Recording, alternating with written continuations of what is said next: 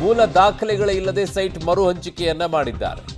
5,000 ಸೈಟ್ಗಳಲ್ಲಿ 2,000 ಬಾಂಡ್ ಪೇಪರ್ಗಳೇ ಇಲ್ಲವಂತೆ. Very good.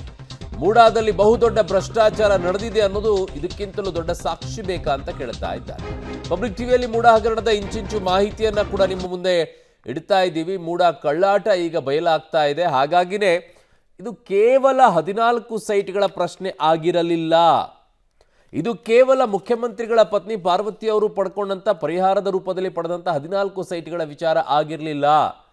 ಇದು ಕೇವಲ 3 ಎಕರೆ 16 ಗುಂಟೆಗೆ ಬದಲಿಯಾಗಿ 50-50 ಅನುಪಾತದಲ್ಲಿ ಸೈಟ್ಗಳನ್ನು ಕೊಟ್ಟಿರುವಂತ ವಿಚಾರ ಆಗಿರಲಿಲ್ಲ.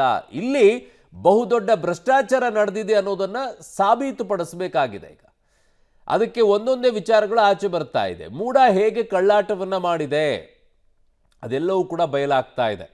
ಕೇವಲ ಮೈಸೂರಿನ ವಿಚಾರದಲ್ಲಿ ಮಾತ್ರ ಇದೆಯಾ, ಇಲ್ಲ ನಮ್ಮ ರಾಜ್ಯದ ಎಲ್ಲ ಜಿಲ್ಲೆಗಳಲ್ಲಿರುವಂಥದ್ದಲ್ಲೂ ಕೂಡ ಇದೇ ರೀತಿಯಾಗಿ ಆಗಿದೆಯಾ? ಪ್ರಾಧಿಕಾರಗಳಲ್ಲಿ ಬಹಳ ಆತಂಕ ಕೆಡೆ ಮಾಡಿಕೊಡುವಂಥ ವಿಚಾರಗಳು. 50-50 ಅನುಪಾತವನ್ನೇ ವರದಾನ ಮಾಡಿಕೊಂಡಿದ್ದಾರೆ ಖದೀಮರ್. ಇಲ್ಲಿ 50-50 ಅನುಪಾತದಲ್ಲಿ 1950 ಸೈಟ್ಗಳನ್ನು ಪಡೆದಿದ್ದಾರೆ. 1950 ಸ್ವತಂತ್ರ ಸಿಕ್ಕ 3 ವರ್ಷ ಆಗಿದ್ರು ಲೆಕ್ಕ ಇಟ್ಕೊಂಡ್ಬಿಟ್ಟಿದ್ದಾರೆ. ಹಂಗೆ ಒಬ್ಬೊಬ್ಬರು 30, 40, 50 ಸೈಟ್ ಪಡ್ಕೊಂಡಿದ್ದಾರೆ.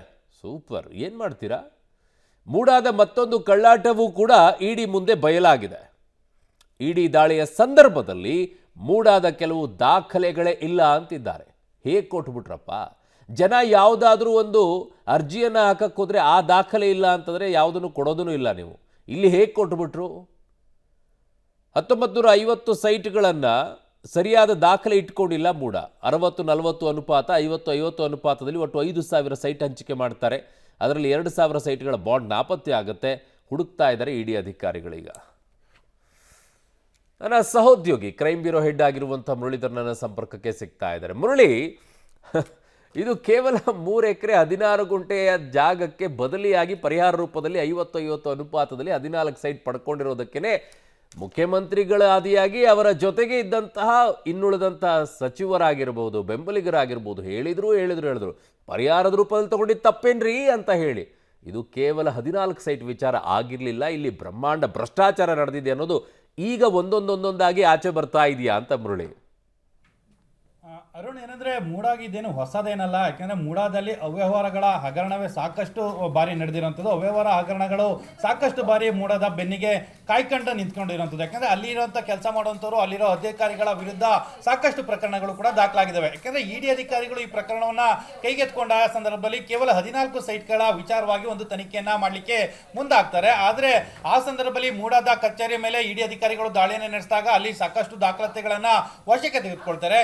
ವಶಕ್ಕೆ ತೆಗೆದುಕೊಂಡಾಗ 50-50 ಅನುಪಾತ, ಅದು 2022ರಿಂದ 24ರವರೆಗೆ 1950.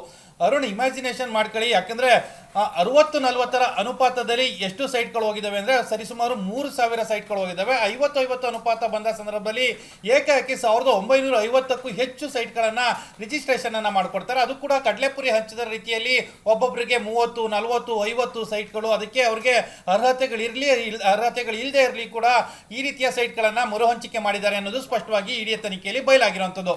ಅರುಣ್, ಇನ್ನೊಂದು ಪ್ರಮುಖವಾದ ಅಂಶ, ಯಾವ್ದಾದ್ರು ಒಂದು ಸೈಟ್ ಅನ್ನ ರಿಜಿಸ್ಟರ್ ಅನ್ನ ಮಾಡ್ಕೊಂಡ್ರೆ ಈ ರಿಜಿಸ್ಟರ್ ಅನ್ನ ಮಾಡ್ಕೊಂಡಂತ ಮಾಲೀಕ ಇರ್ತಾನೆ, ಮಾಲೀಕನ ಬಳಿಯಲ್ಲಿ ಒಂದು ಬಾಂಡ್ ಡಾಕ್ಯುಮೆಂಟ್ ಏನಿರುತ್ತೆ, ಅಂದ್ರೆ ನಾವು ರಿಜಿಸ್ಟರ್ ಬಾಂಡ್ ಅಂತ ಮಾಡ್ಕೊಂಡಿರುವಂತ ಡಾಕ್ಯುಮೆಂಟ್ ಏನಿರುತ್ತೆ ಆ ಡಾಕ್ಯುಮೆಂಟ್ ಅನ್ನ ಇಟ್ಕೊಂಡಿರ್ತೀವಿ.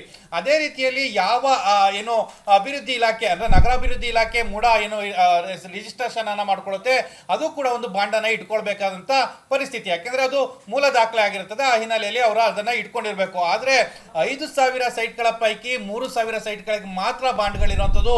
ಇನ್ನು 2,000 ಸೈಟ್ಗಳೇನಿತ್ತು ಆ ಸೈಟ್ಗಳಿಗೆ ಬಾಂಡ್ಗಳೇ ಇಲ್ಲ ಅನ್ನೋದು ಸ್ಪಷ್ಟವಾಗಿ ಗೊತ್ತಾಗ್ತಾ ಇರುವಂತದ್ದು. ಅದೇ ಇಡಿ ಇದೆಲ್ಲ ಕೂಡ ಸ್ಕ್ರೂಟಿನೈಸ್ ಅನ್ನ ಮಾಡ್ತಾ ಬರ್ತಾ ಇದೆ. ಅಂದ್ರೆ ಪ್ರತಿಯೊಂದನ್ನು ಕೂಡ ಏನು ಸಣ್ಣ ಸಣ್ಣ ವಿಚಾರಗಳನ್ನ ತಿಳ್ಕೊಳ್ಳುವಂತ ಪ್ರಯತ್ನಗಳನ್ನ ಮಾಡೋ ಸಂದರ್ಭದಲ್ಲಿ ಈ ಎಲ್ಲಾ ಮಾಹಿತಿಗಳು ಕೂಡ ಬಹಿರಂಗ ಆಗ್ತಾ ಇದೆ.